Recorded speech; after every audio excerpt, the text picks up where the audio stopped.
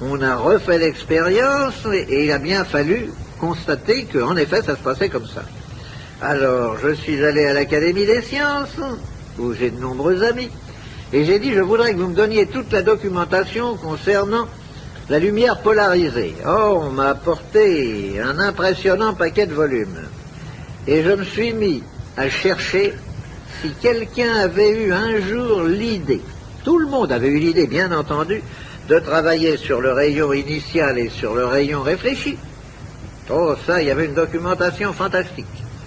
Personne n'avait jamais eu l'idée de rechercher si derrière le rayon lumineux initial, en prolongement de celui-ci et ayant traversé le miroir ou le corps opaque, il n'y avait pas quelque chose qui continuait.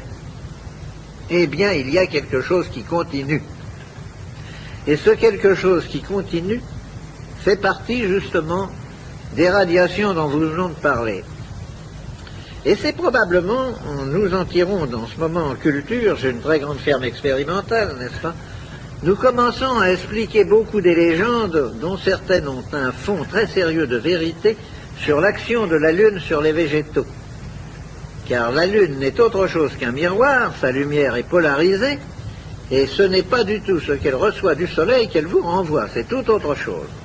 Ceci dit en passant.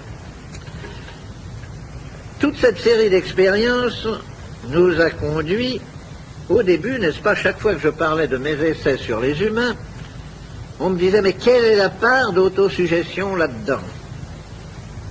Je ne veux pas nier qu'il peut parfaitement y avoir une part d'autosuggestion. Je le nierai d'autant moins maintenant qu'il est certain que le traitement dont je vous parlerai tout à l'heure agit autant sur le psychisme de l'individu que sur son corps matériel. C'est indiscutable.